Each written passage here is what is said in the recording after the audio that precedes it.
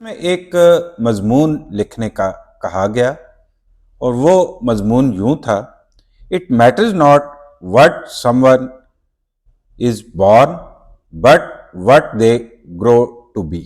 یعنی کہ یہ چیز اس چیز کی کوئی اہمیت نہیں ہے کہ کوئی کہاں پہ پیدا ہوا، لیکن اس چیز کی اہمیت ہے کہ اس نے زندگی میں کتنا گرو کیا، کتنا وہ آگے گیا. ہماری ساری زندگی اسی میں گزر جاتی ہے کہ ہم نے شاید کہیں غلط جگہ پیدا ہو کر بہت بڑی غلطی کی ہے جس میں ہمارا کوئی قصور بھی نہیں ہوتا. آئیے دیکھتے ہیں کہ بہت سارے عظیم لوگ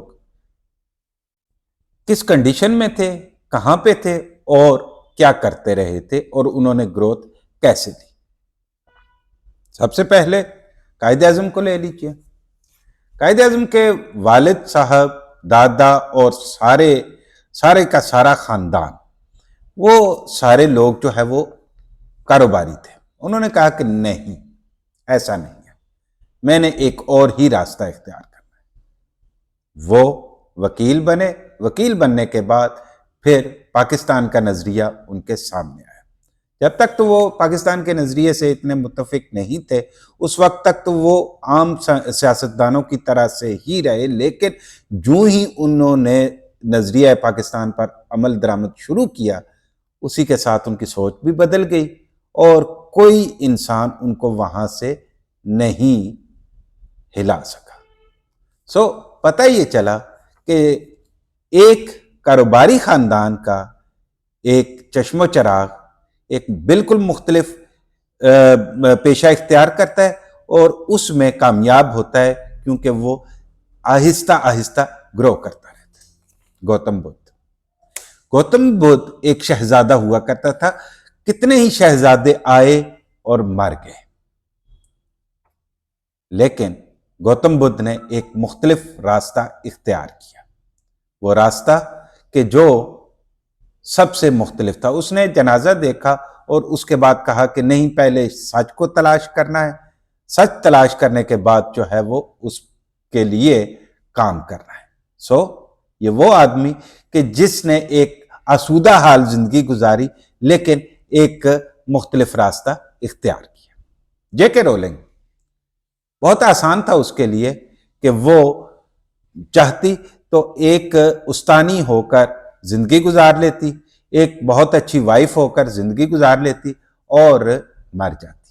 لیکن اس نے ایک مختلف راستہ اختیار کیا. اس نے ایک تیسرے بچے کا دکھ بیان کیا.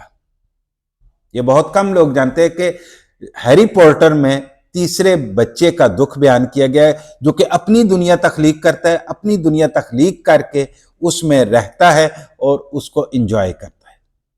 آج جے کے رولنگ بہت بڑی سٹار ہے، بہت زیادہ اس کی کتابیں بکتی ہیں.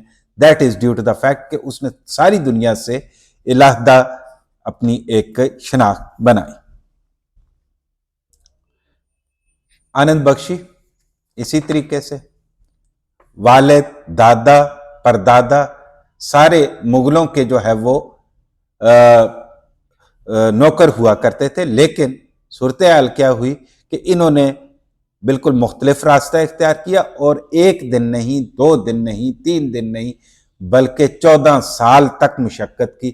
تب جا کر آنند بخشی اس کھاتے میں آئے کہ ان کو پوری تمام اس میں ان کو تمام فلموں میں جگہ ملنی شروع ہوئی. اب ہم یہ دیکھ لیتے ہیں کہ جناب کیا ہے کہ اگر گروتھ جو ہے وہ ڈیپینڈنٹ نہیں ہوتی ہے پلیس آف لیونگ پہ یا پلیس آف برتھ پہ.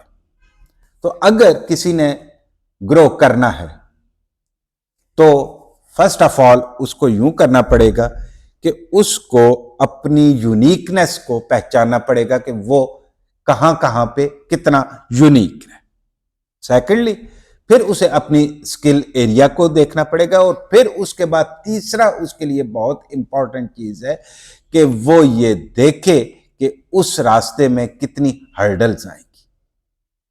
جب وہ ان تمام چیزوں کو دیکھ چکا ہوگا تو پھر اسے لرن کرنا پڑے گا کہ جناب اس اسکل ایریا کو کس طریقے سے بہتر کیا جا سکتا ہے.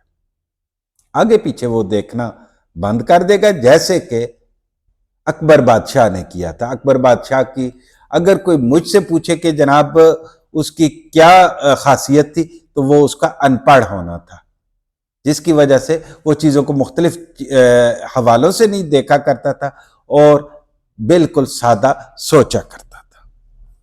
اور پھر اس کے بعد اس کو یوں کرنا چاہیے کہ وہ اپنے راستے پر چلنے کی اہلیت بھی رکھے اور حوصلہ بھی رکھے. 1 دن 2 دن 3 دن نہیں لگتے، سال ہا سال لگتے ہیں اور کئی سال اس میں خرچ ہو جایا کرتے ہیں. اگر انسان میں حوصلہ نہیں ہے تو وہ کسی صورت میں بھی وہ گرو نہیں کرتا. تمام ان چیزوں کو سمیٹتے ہوئے ہم اس نتیجے پہ پہنچتے ہیں کہ گروتھ کے لیے یہ چیز میٹر نہیں کرتی کہ آپ کہاں پیدا ہوئے. یہ چیز میٹر کرتی ہے کہ ہاں آپ نے کس راستے کا انتخاب کیا، اس راستے پر کتنا چلے اور اس راستے کا تعین درست تھا یا نہیں تھا. بہت بہت شکریہ.